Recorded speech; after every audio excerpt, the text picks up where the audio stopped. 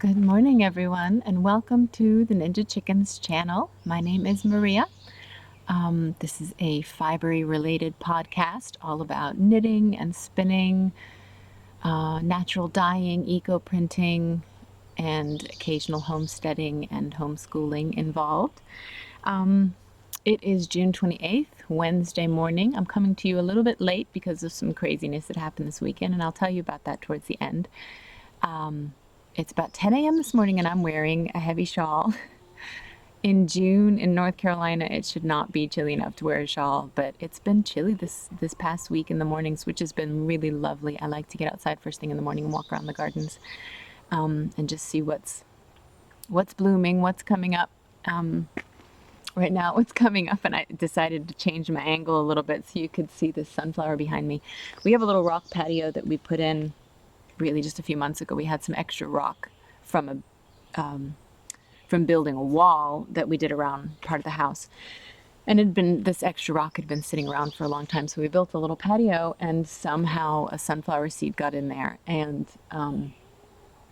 it's just in sand. But I thought, oh, it looks like a sunflower. Let's see if it'll grow. And let me show you how tall it is now. I'll have to tilt the camera up. It just keeps going. It has to be going on 10 plus feet tall now. I love it. I can't wait to see what it looks like. I don't know what kind of sunflower it is. A big one, obviously. I had some lemon queen sunflowers in a garden bed back there a while ago that I was doing honeybee counts for a research company or a research group that was trying to figure out how many honeybees were coming around. And everybody who was participating around the world planted lemon queen sunflowers and then sat down for 5 minutes to count how many times a honeybee would come and visit, or a different type of pollinator. So it's possible that it's one of those. I also got some giant sunflower seeds. I can't remember what they're called. From one of the grocery stores that had them last year, and they were falling on the ground, so I grabbed a few, and it's possible I might have spilled that. Or a bird might have brought one, I don't know, but it's going to be exciting to see what color it is and how big it is. There's little blossoms up through every notch. So I'll take a picture when it blooms. Anyway, hi! Let me do my intro. My name's Maria. This is the Ninja Chickens channel. You can find me on Instagram at ninja.chickens. On Ravelry is Ninja Chickens, and ninjachickens.org. And on our Ninja Chickens group page on Ravelry for all the show notes. Yeah, it's been a busy couple of weeks. It's been fun and good and summertime and everything's lovely, but there's always trials and tribulations that put off podcasting a little bit. So, hello, let's get started with the knitting. I am mostly working on the same things you saw last time, except for one extra. And let's see. I'll show you some of the things I've been doing.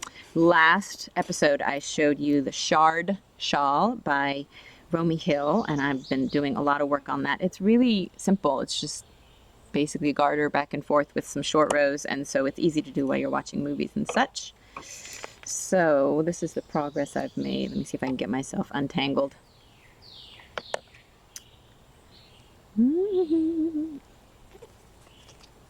Okay. There.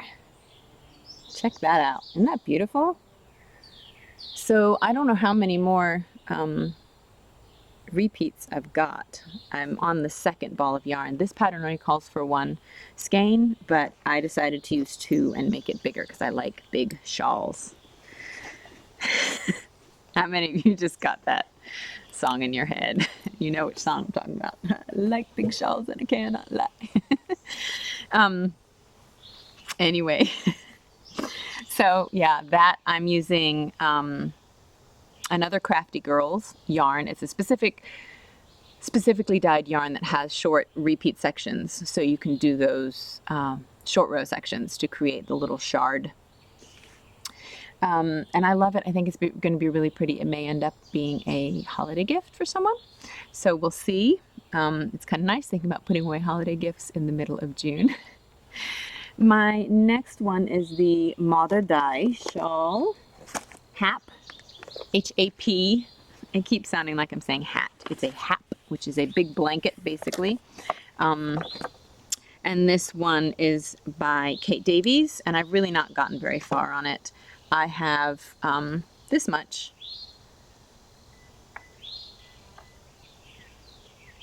So I think 7 repeats of 71. This is the outside lace border. So you knit the whole border around, then you pick up like 500 and something stitches and knit to the inside.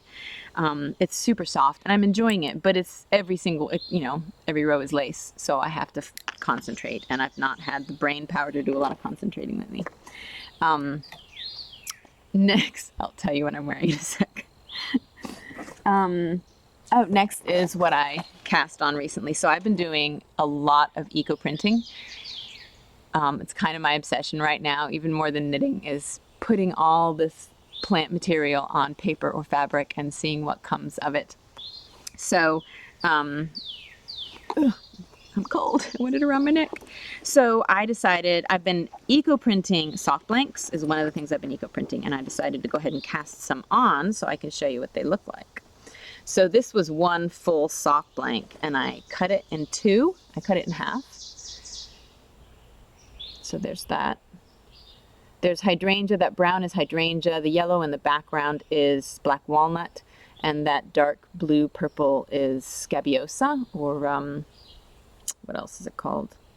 Pincushion flower, I think. So there's a lot more black walnut right there. And here's what it's starting to look like. Here are the toes.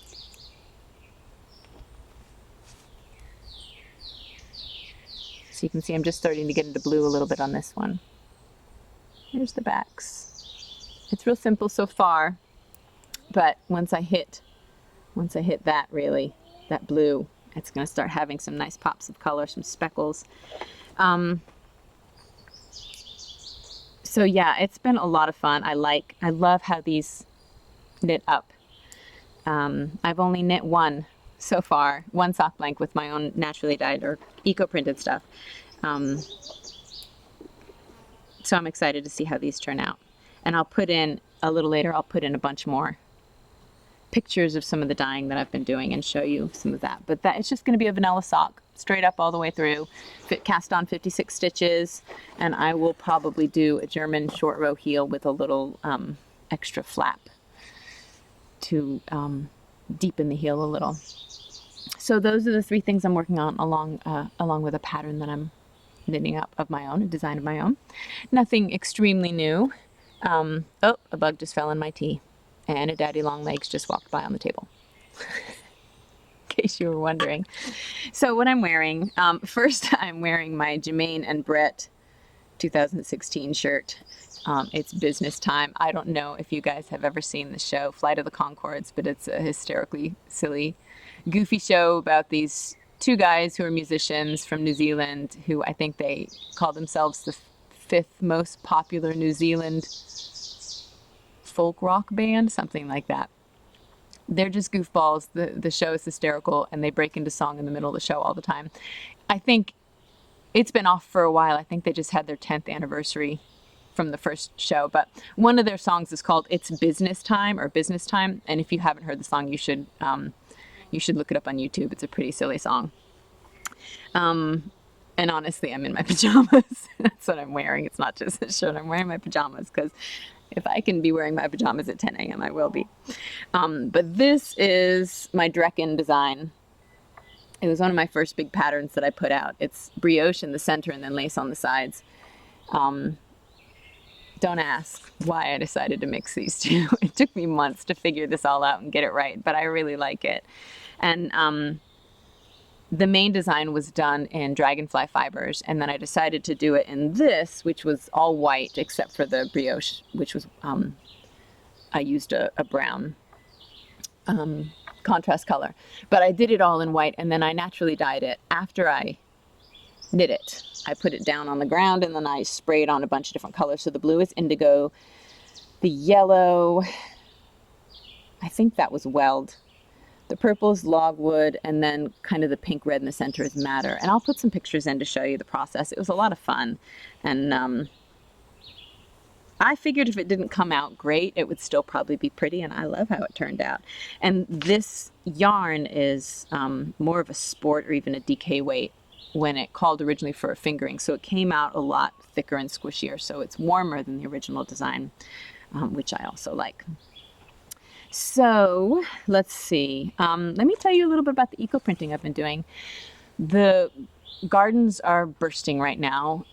My dahlias are starting to bloom. My calendula is blooming. The marigolds are blooming. The echinacea just started blooming. Everything's really coming up. This is like my favorite time of year when the weeds and the bugs haven't yet set in too much and everything's starting to come out. We've got blueberries and wineberries and raspberries and all kinds of yummy things. So I've been wanting to put a lot of this color onto fabric and paper. So I have been doing some paper eco printing. I went to a class at my local, it's called Local Cloth. It's a fiber related group that does all kinds of classes, felting, spinning, knitting, dyeing, anything really related to fiber and cloth. And also promoting the local aspect of it, local farmers, local suppliers, local producers. So that's a lot of fun. And I take part in a natural dye / medicinal plant study group once a month. And this month we decided to do eco printing. We had been doing just dyeing yarn, a different color every month. And that's been a lot of fun. It's been a year since we started. So we just decided this time to do a little printing on paper and see how that went. So we had a lot of fun. The woman who brought in the main paper was a 140-pound cotton that she had mordanted with aluminum acetate. And I had some 80-pound cotton, so that's the weight or the thickness of the fiber or the paper, that I had mordanted with soy. So I thought I'd bring that in and we could compare. So these two are black hollyhock and black walnut. Actually, that's the back. Oop, there we go. So this was the soy paper, and actually I put the plants on and then pressed it together like this. So what you're seeing is the back of everything and the front of everything, and you can see how it comes up a little bit differently. Especially in the black walnut, the colors come out differently, but I love how it looks. The stripes going through it is the string that wrapped it as we steamed them. Some were steamed and some were simmered. And then this was, I believe, Dyer's Coreopsis and Eucalyptus. Let's see. Oh, yeah. So there's one side of it. And here's the other side. Aren't those pretty? This paper, I feel like, was a little bit too thin. It stayed together. It didn't really rip or anything, but just in folding it or in trying to roll it up, you can see there was a lot of crinkles, and I would like to have a paper that would stay flat after I unroll it, that had a little more structure to it. So this is the 140-pound cotton, and it was much sturdier and would probably flatten out a little better. So there's some eucalyptus and another hollyhock and a maple leaf. And so you can see the difference actually in the hollyhock. See how much darker this one is. So I may do some more experiments with the alum and the soy, or maybe mixing both to see, because that worked really well for the madder dyed Amigas top that I did a few episodes ago. That brought out the color really, really well. So maybe try both. The soy is a lot more time-intensive process, but I like the idea of getting some non-GMO soy, making it myself, and having plant material to dye the plants. So that may be some more experimenting. And then, like I said, I did a lot of dyeing of eco printing of sock blanks. So I'm going to put in a bunch of pictures for you to show you some of what I've done. Most of those are going to be going to a fair that I've been asked to participate in. I've not done any craft fairs or anything, but the Smoky Mountain Knitting Guild asked if I would put some of my stuff up. Actually, they're celebrating the rib pattern that came out. And I got my magazine show. I'll show you that in just a second. But they want me to bring the magazine and bring some of Fern Fibers yarn and sock blanks and stuff. So I'm going to bring all of that. And that's just in 2 weeks. So I'll, whatever is left over, I'll put up in the store. And I'm definitely going to be doing a lot more sock blank dyeing this summer and some silk dyeing because it's just been a lot of fun. So yeah, I'll show you all those pictures. And then,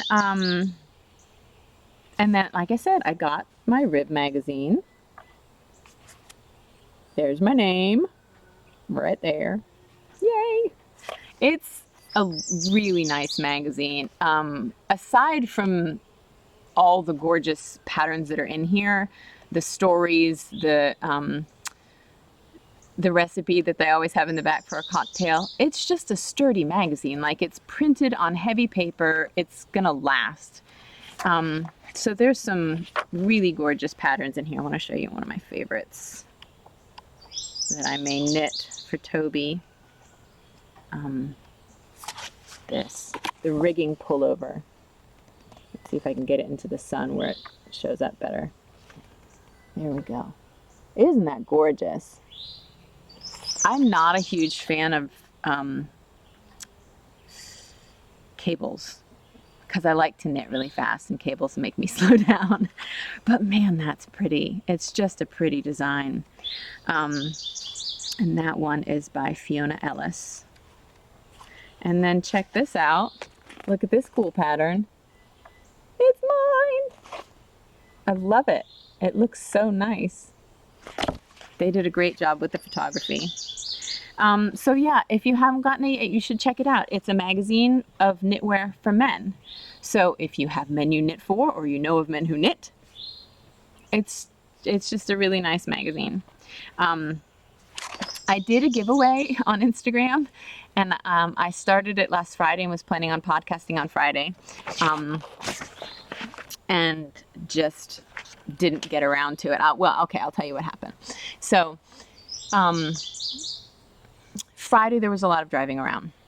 Oh wow, the sun completely changed, didn't it? Let me move over here.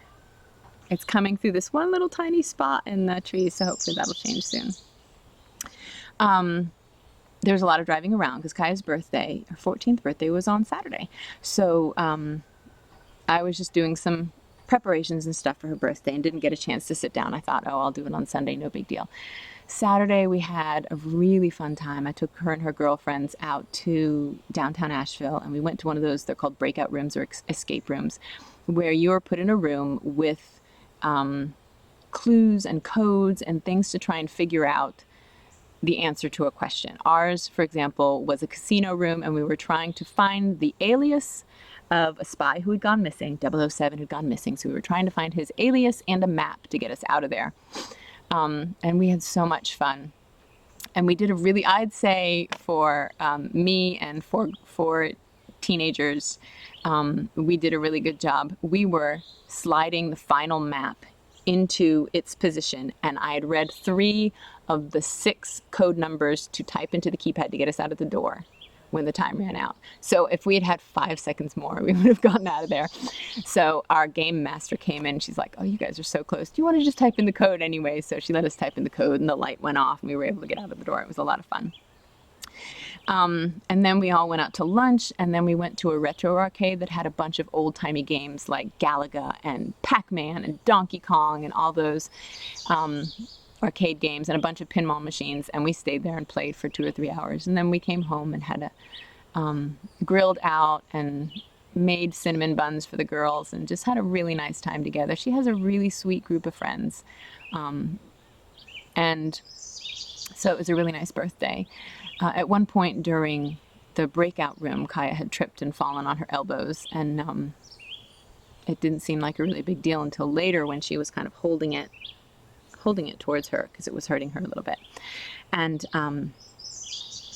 once the girls had left, I took a look at it, a really good look, and it was very swollen back here. So I said, okay, if it's not much better by tomorrow morning, we're going to go to urgent care and take a look. She's like, no, I mean, it's sore, but it doesn't hurt. There's not a lot of pain.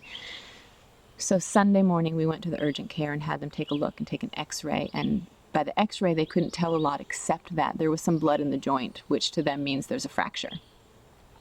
So we spent a good bit of time there, got her arm wrapped up, and then went the next day, this was Monday, to a bone doctor, an orthopedist, who took a look at the x-ray and confirmed that, yeah, he felt like it was fractured, though you couldn't see exactly where. It might have just been a little chip somewhere.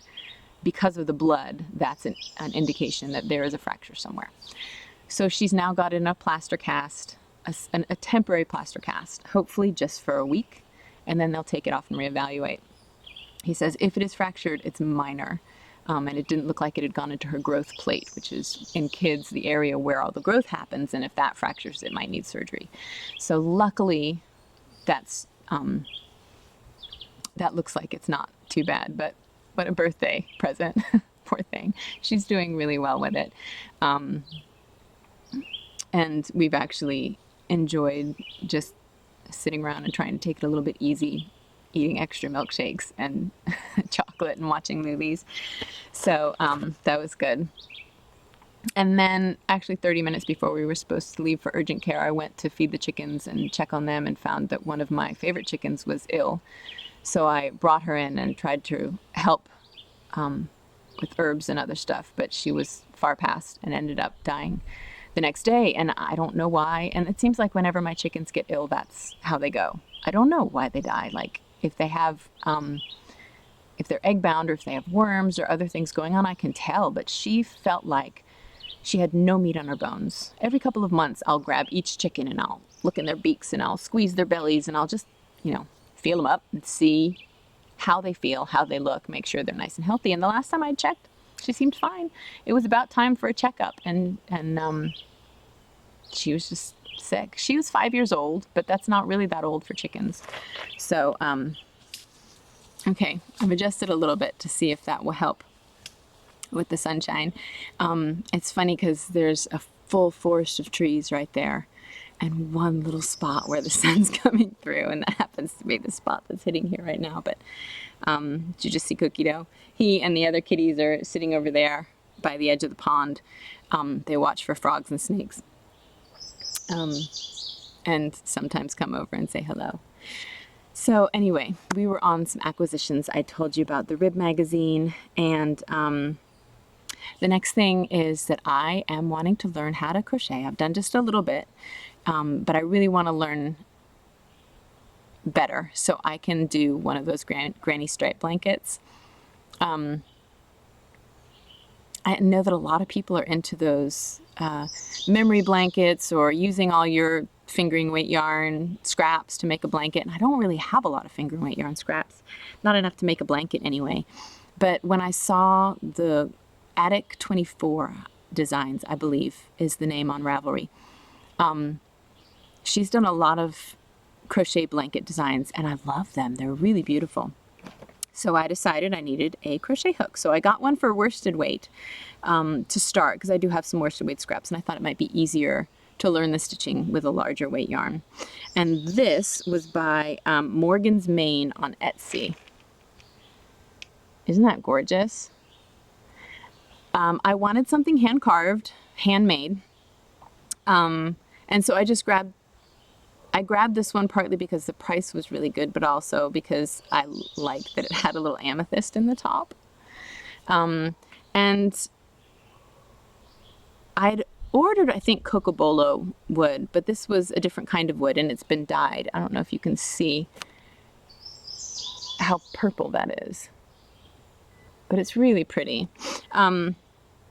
Unfortunately, it wasn't completely fully cured when it was wrapped up and sent, and so it stuck to the bubble wrap. So when I took it off, there was a lot of, it just wasn't smooth, where the bubble wrap had stuck to the varnish, left some markings. So I'm not sure how to treat that. I'd emailed them and they got right back to me and said, you can just take a fine nail file and file that off and it'll be fine. But when I did that, it just dulled the varnish.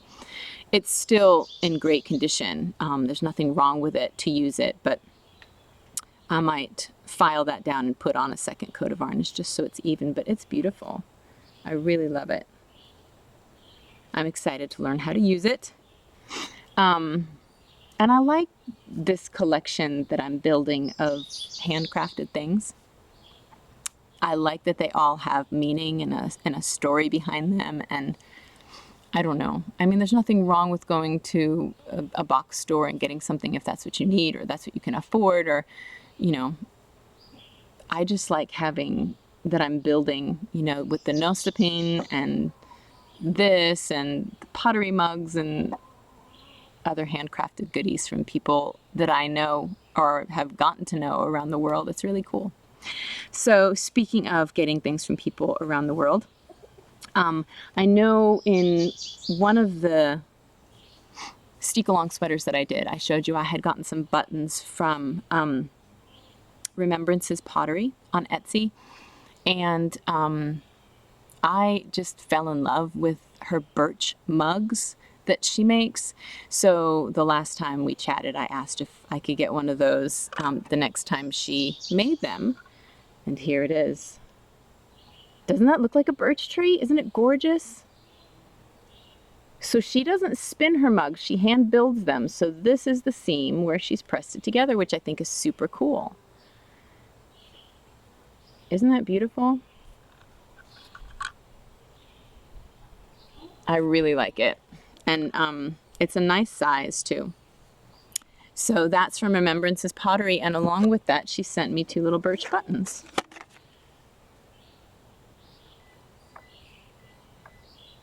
So there we go.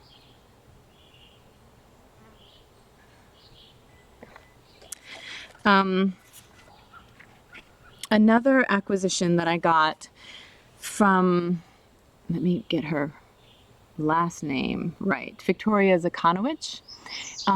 She put out her first pattern, which is the So Close Shawl. And she sent me a copy of it, and it's really gorgeous. It's a lace and, it looks like a lace and garter pattern.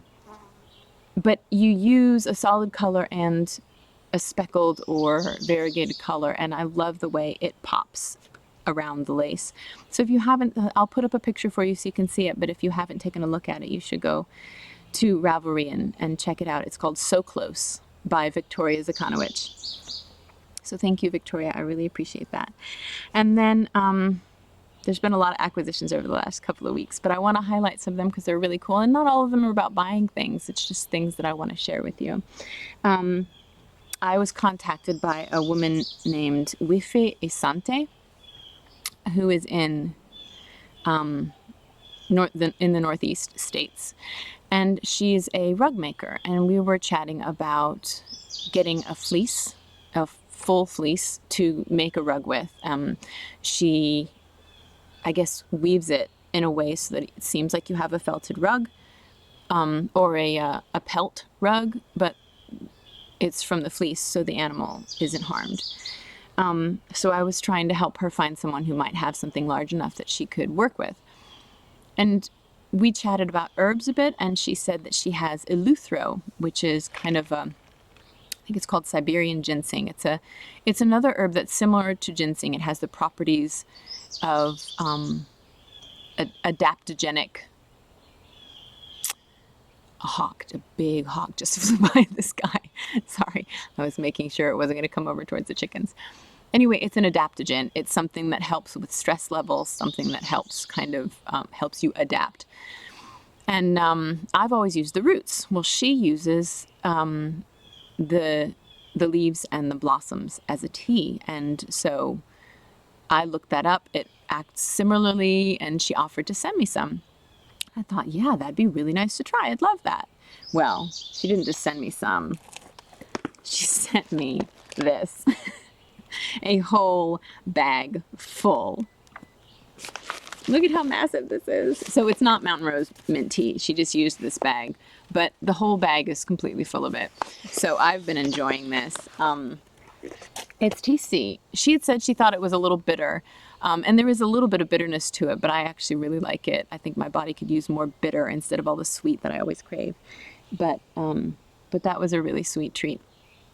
And then the other thing I got was from a woman named Maria Shpakova, who I've been in contact with through Instagram, and she ended up getting some of the Hog Island fleece that I posted last time. All of that's gone, by the way. I don't have any more to send. So many people replied, and I sent off as much as I could. And thank you for everyone who was interested. I would really like for anyone who got some, if when you spin it, you'll send me a picture, because I think it would be really cool to have a collage of the pictures of yarns that were made from that fleece, so that we could see how everybody spun it up differently. Anyway, Maria got some of the Hog Island fleece and sent me some, a little care package back in return. She has, so she is Russian, living in Canada. And I was listening to her first English podcast last night.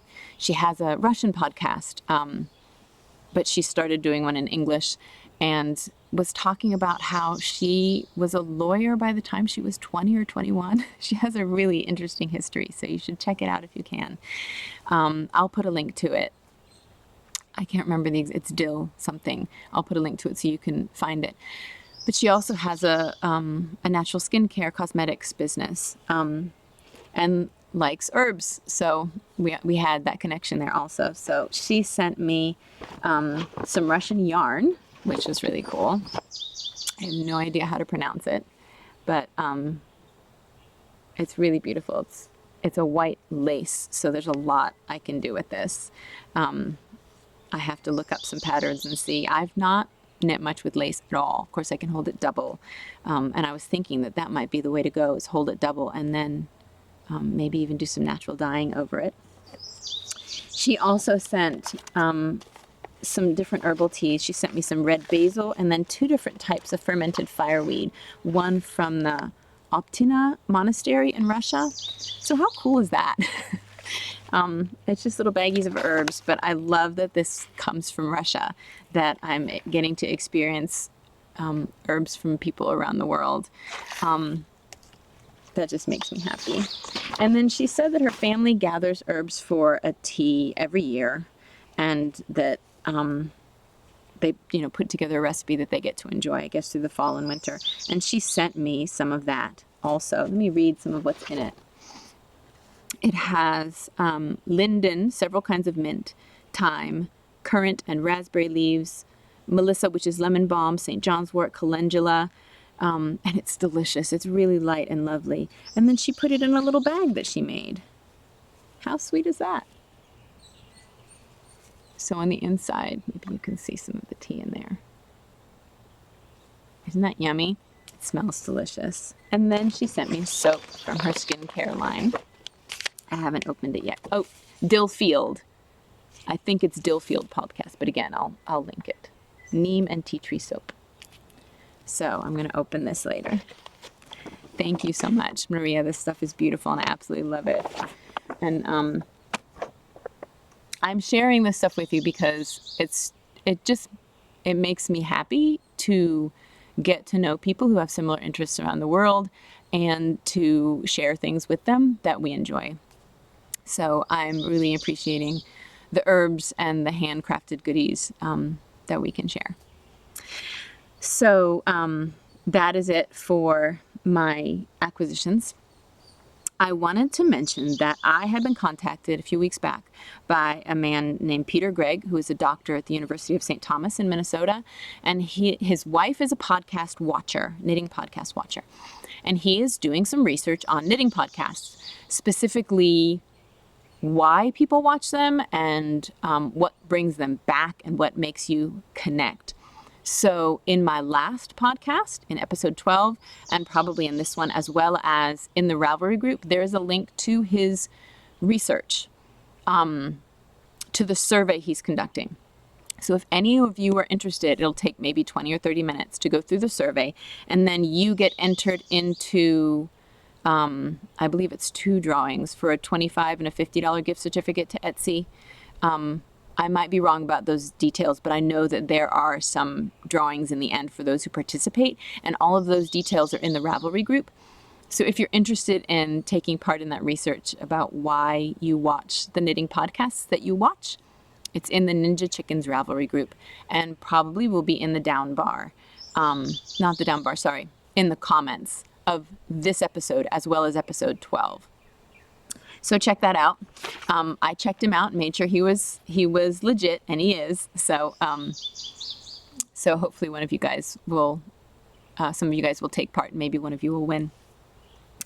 Let's see. I think that just about covers it. This next couple of weeks are going to be busy again, but in a fabulous way. Like I said, my friend Mars is coming. She has 2 girls that are around the same age as Kaya. And she homeschools them as well, so that's going to be a lot of fun to have them here.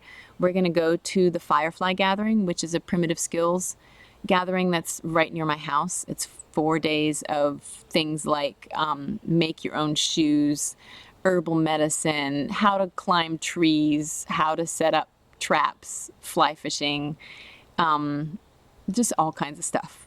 You know, homesteading, anything related to kind of do-it-yourself and primitive skills. So it's really fun to be there. So the kids and I are going to go on Thursday, and then we're going to go again with Mars and her kids on Saturday. So that's going to be a really nice thing. And then we've got the 4th of July coming up, which is the United States Independence celebration.